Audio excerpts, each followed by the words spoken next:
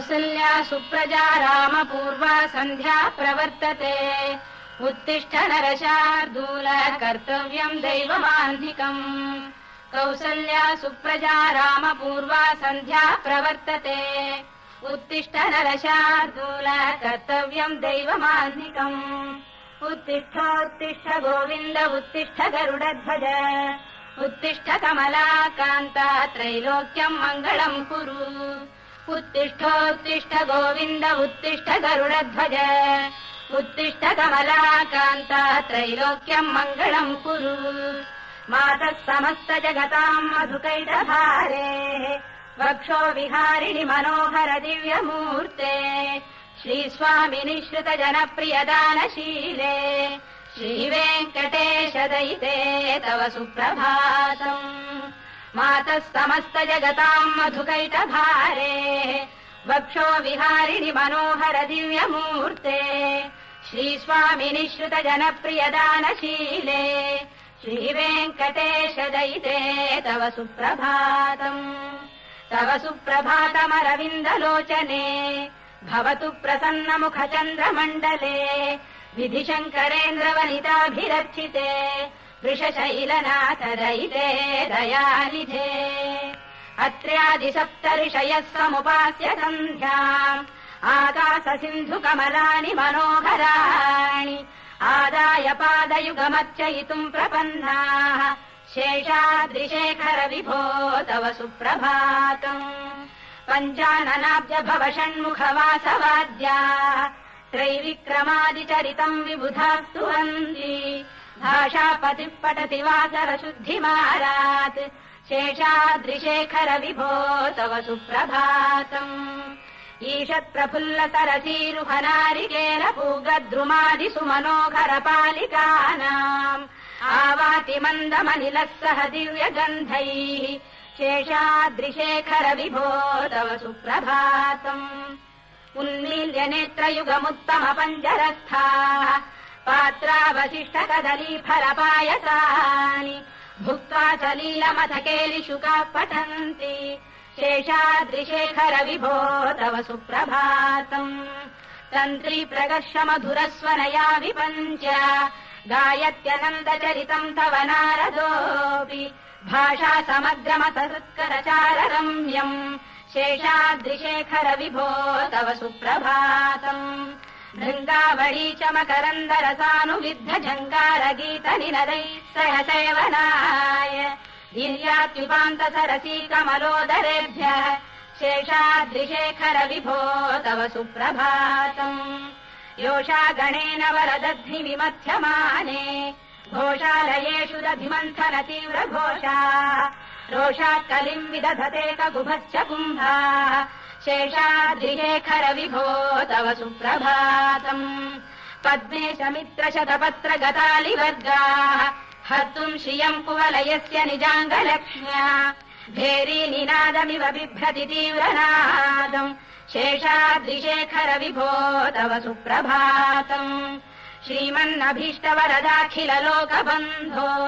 श्री श्रीनिवास जगदेक दयैक सिन्धो श्रीदेवतागृह भुजान्तर दिव्यमूर्ते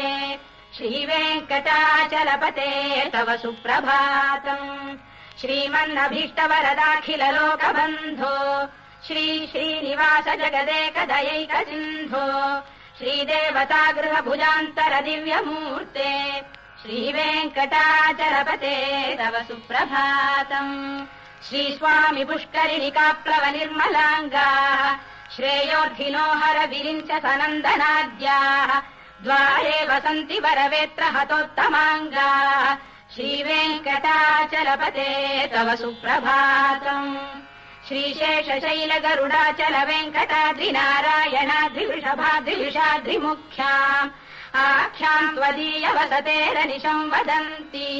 श्रीवेङ्कटाचलपते तव सुप्रभातम् सेवापरा शिव सुरेश कृशानुधर्म रक्षोऽम्बुनाथ पवमान धनाधिनाथाः बद्धाञ्जलि प्रविलसन्निज शीर्षदेशाः श्रीवेङ्कटाचलपते तव सुप्रभातम् घाटीषु देवि खगराज मृगाधिराज नागाधिराज गजराज हयाधिराजाः स्वस्वाधिकारमहिमाधिकमर्थयन्ते श्रीवेङ्कटाचलपते तव सुप्रभातम् सूर्येन्दुभौमबुधवाक्परिकाव्यसौरिस्वर्भानुकेतुदिविषत्परिषत्प्रधानाः त्वद्दासदासचरमावधिदासदासाः श्रीवेङ्कटाचलपते तव सुप्रभातम् त्वत्पादधूलिभरितस्फुरितोत्तमाङ्गाः स्वर्गापवर्गनिरपेक्ष निजान्तरङ्गाः कल्पागमाकलनयाकुलताम् लभन्ते श्रीवेङ्कटाचलपते तव सुप्रभातम् त्वद्गोपुराग्रशिखराणि निरीक्षमाणाः स्वर्गापवर्गपदवीम् परमाम् श्रयन्तः मर्त्या मनुष्यभुवने मतिमाश्रयन्ते श्रीवेङ्कटाचलपते तव सुप्रभातम् श्रीभूविनायक दयादिगुणामृताब्धे देवादिदेव जगदेक शरण्यमूर्ते श्रीमन्ननन्त गरुडादिभिरर्चिताङ्घ्रे श्रीवेङ्कटाचलपते तव सुप्रभातम् श्रीपद्मनाभ पुरुषोत्तम वासुदेव वैकुण्ठमाधव जनार्दन चक्रपाणे श्रीवत्स चिह्न शरणागत पारिजात श्रीवेङ्कटाचलपते तव सुप्रभातम् कन्दर्पदर्पहर सुन्दर दिव्यमूर्ते कान्ताकुजाम्बुरुह कुड्मललोल दृष्टे कल्याण निर्मल गुणाकर दिव्यकीर्ते श्रीवेङ्कटाचलपते तव सुप्रभातम् मीनाकृते कमठकोल नृसिंहवर्णिन् स्वामीन् परश्वत तपोधन रामचन्द्र शेषांश राम यदुनन्दन कल्किरूप श्रीवेङ्कटाचलपते तव सुप्रभातम् येलालवङ्ग घनसार सुगन्धितीर्थम् दिव्यम् वियत्सरिति हेम घटेषु पूर्णम् धृत्वाद्य वैदिक शिखामणयः प्रहृष्टाः तिष्ठन्ति वेङ्कटपते तव सुप्रभातम् भास्वानुदेति विकचानि सरोरुहाणि सम्पूरयन्ति निनदैकगुभो विहङ्गाः श्रीवैष्णवास्ततमर्थितमङ्गलास्ते धामाश्रयन्ति तव वेङ्कट सुप्रभातम् ब्रह्मादयः सुरवराः समहर्षयस्ते सन्तः सनन्दनमुखास्तव योगिवर्याः धामान्तिके तव हि मङ्गलवस्तु हस्ताः श्रीवेङ्कटाचलपते तव सुप्रभातम् लक्ष्मीनिवास निरवद्य गुणैक सिन्धो संसार सागर समुत्तरणैक सेतो वेदान्त वेद्य निज वैभव भक्त भोग्य श्रीवेङ्कटाचलपते तव सुप्रभातम् लक्ष्मीनिवास निरवद्य गुणैक सिन्धो संसार सागर समुत्तरणैक सेतो वेदान्त वेद्य निज वैभव भक्त भोग्य श्रीवेङ्कटाचलपते तव सुप्रभातम् इत्थम् वृषाचलपतेरिह सुप्रभातम् ये मानवाः प्रतिदिनम् पठितुम् प्रवृत्ताः तेषाम् प्रभात समये स्मृतिरङ्गभाजाम् प्रज्ञाम् परार्थसुलभाम् परमाम् प्रसूते इत्थम् वृषाचलपतेरिह सुप्रभातम् ये मानवाः प्रतिदिनम् पठितुम् प्रवृत्ताः तेषाम् प्रभात समये स्मृतिरङ्गभाजाम् प्रज्ञाम् परार्थसुलभाम् परमाम् प्रसूते कमलाकुचूचुक कुङ्कुमतो नियतारुणितातुलनीलतनो कमलायतलोचन लोकपते विजयी भव वेङ्कटशैलपते कमलाकुचूचुक कुङ्कुमतो नियतारुणितातुलनीलतनो कमलायतलोचन लोकपते विजयी भव वेङ्कटशैलपते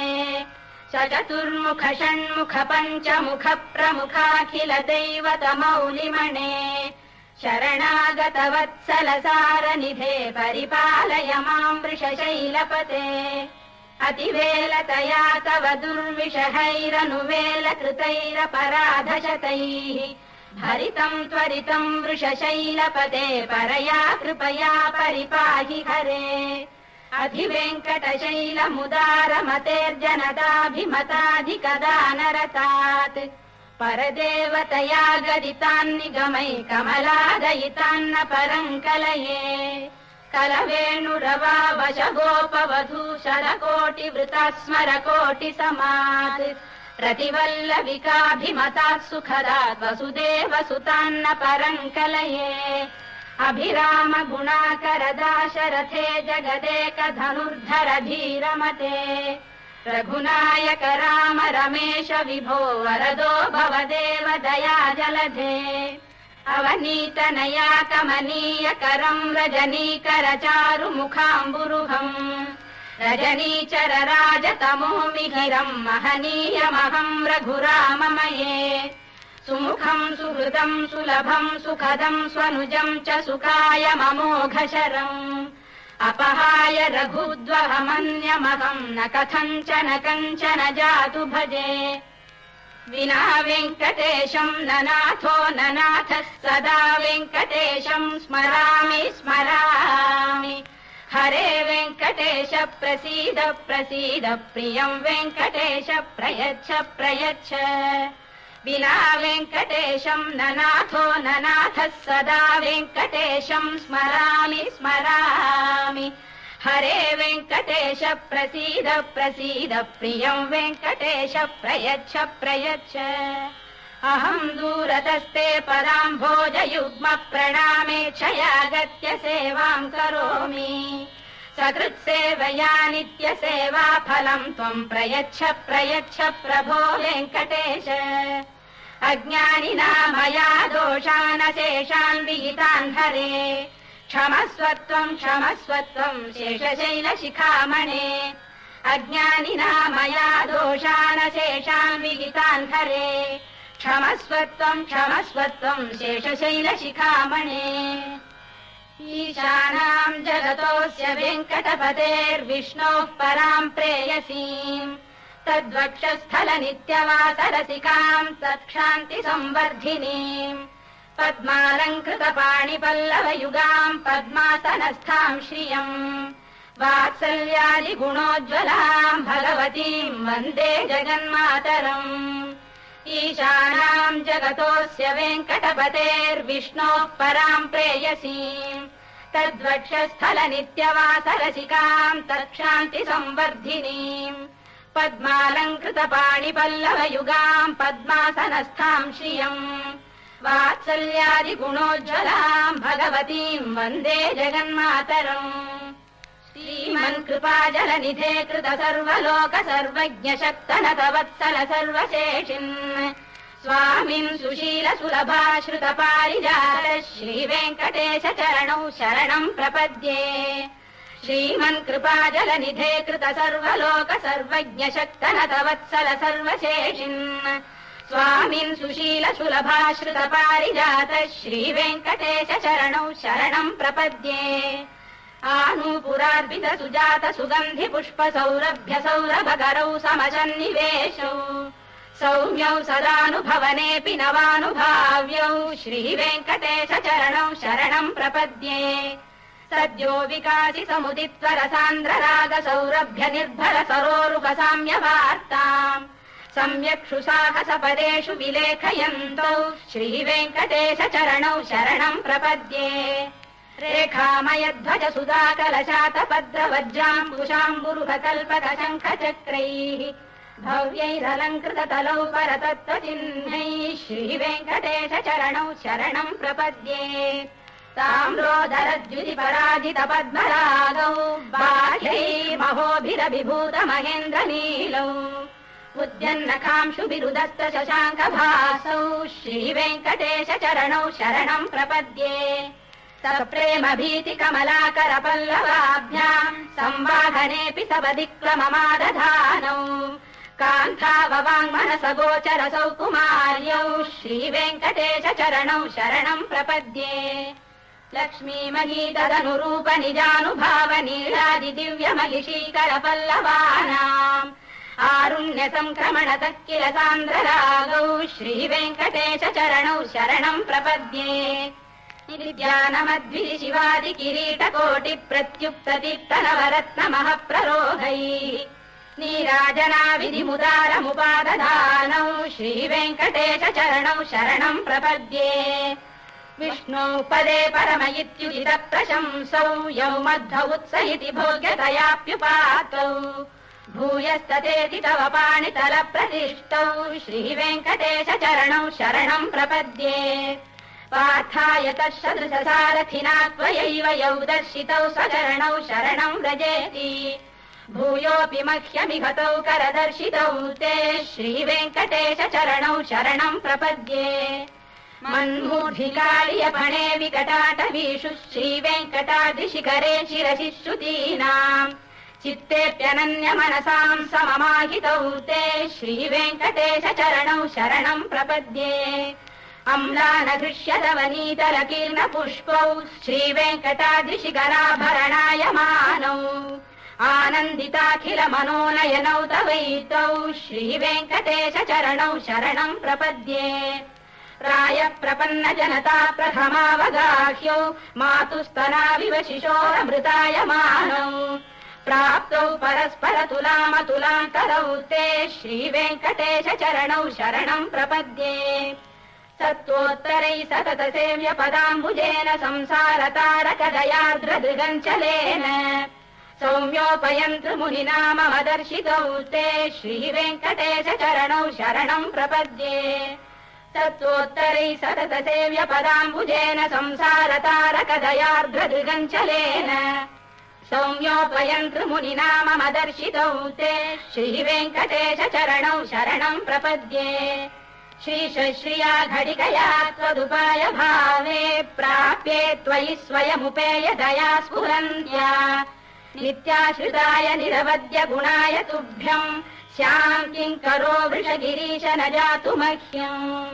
श्रीश्रिया घटिकया त्वदुपाय भावे प्राप्ये त्वयि स्वयमुपेय दया स्फुरन्त्या नित्याश्रिताय निरवद्य गुणाय तुभ्यम् श्याम् किङ्करो वृषगिरीश न जातु मह्यम् श्रियकान्ताय कल्याणनिधये निधयेऽर्थिनाम् श्रीवेङ्कटनिवासाय श्रीनिवासाय मङ्गलम् श्रियकान्ताय कल्याणनिधये निधयेऽर्थिनाम् श्रीवेङ्कटनिवासाय श्रीनिवासाय मङ्गलम् लक्ष्मी सविभ्रमालोकसुभ्रू विभ्रम चक्षुषे सर्वलोकानाम् वेङ्कटेशाय मङ्गलम् श्रीवेङ्कटाद्रिशृङ्गाग्रमङ्गलाभरणाङ्ग्रये मङ्गलानाम् निवासाय श्रीनिवासाय मङ्गलम् सर्वावयव सौन्दर्य सम्पदा सर्वचेतसाम् सदा सम्मोहनायास्तु वेङ्कटेशाय मङ्गलम् नित्याय निरवध्याय सत्यानन्दचिदात्मने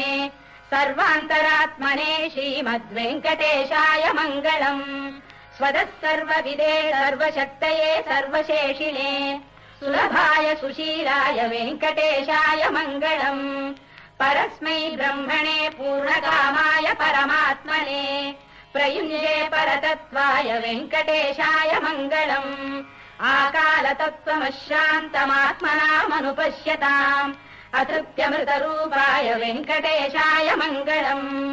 प्रायः स्वचरणौ पुंसाम् शरण्यत्वेन पाणिना